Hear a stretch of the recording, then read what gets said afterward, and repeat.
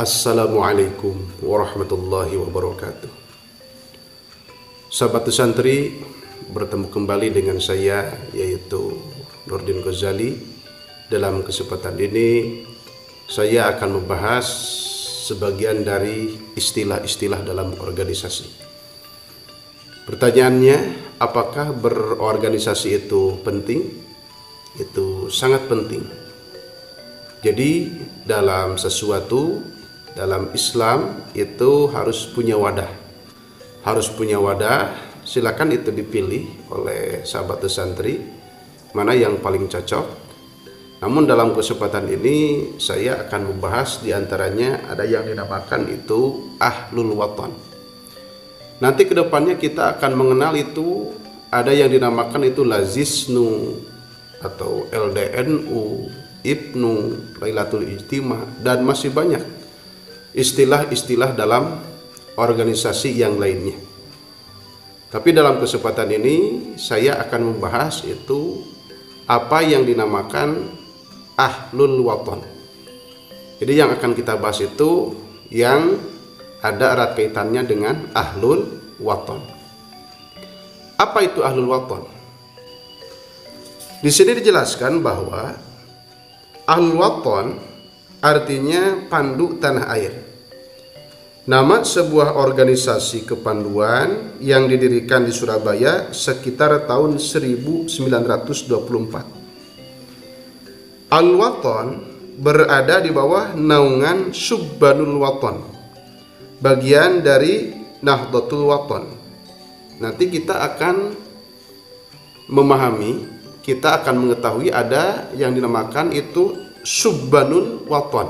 Nah, jadi Ahlul Waton di bawah naungan Subbanul Waton, bagian dari Nahdlatul Waton yang dipimpin Kiai Haji Wahab Hasbullah. Jadi ada Ahlul Waton. Ahlul Waton itu di bawah naungan Subbanul Waton yang mana bagian dari Nahdlatul Waton. Makanya nanti kita itu akan mengenal ada Nahdlatul Ulama, ada Nahdlatul Waton. Itu sebetulnya masih ada hubungannya. Nanti kita jelaskan di lain kesempatan. Namun yang jelas, Ahlul Waton itu berada di bawah naungan Subbanul Waton, bagian dari Nahdlatul Waton yang dipimpin oleh Kiai Haji A. Wahab Hasbullah. Ahlul Waton dipimpin oleh Imam Sukarlan Suryo Seputro sebagai inspektur umum. Jadi dulu itu ada inspektur umumnya Al-Waton, yaitu Imam Sukarlan Suryo Seputro. Al-Waton inilah yang pada tahun 1937 dihidupkan kembali menjadi Bano. Jadi ada yang dinamakan Bano, yaitu Barisan Ansaru Nahdlatul Ulama. Kalau dulu itu cara menulisnya itu Oelama. Nah, itu dibacanya ulama. Bano, Barisan Ansaru Nahdlatul Ulama di Malang. Dengan Muhammad Syamsul Islam sebagai komandannya. Syamsul Islam adalah ketua Ansor Malang saat itu. Kelak setelah kemerdekaan akan berkarir di militer dengan pangkat terakhir mayor tahun 1947. Sedangkan instruktur umum Bano adalah Hamid Rusdi, yang kelak ia melanjutkan ke dunia kemiliteran dengan pangkat terakhir mayor tahun 1949. Setelah lama vakum akibat penjajahan Jepang dan masa-masa perjuangan merebut kemerdekaan, Bano dihidupkan kembali di Surabaya menjadi Pandu Ansor. Jadi setelah Bano itu diganti namanya menjadi Pandu Ansor tahun 1949.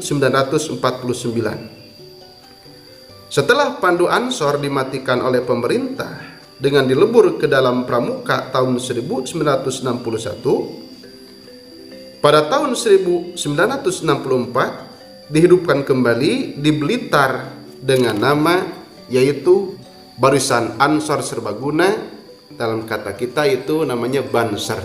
Nah, untuk sahabat santri itu tidak aneh, bahkan sudah tidak asing, ada yang dinamakan Banser. Nah, Bansar itu singkatan dari Barisan Ansor Serbaguna.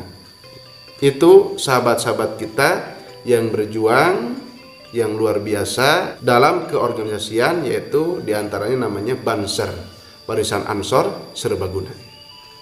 Dipimpin oleh Muhammad Zainuddin Kayubi, salah seorang BPH atau Badan Pelaksana Harian Kabupaten Blitar.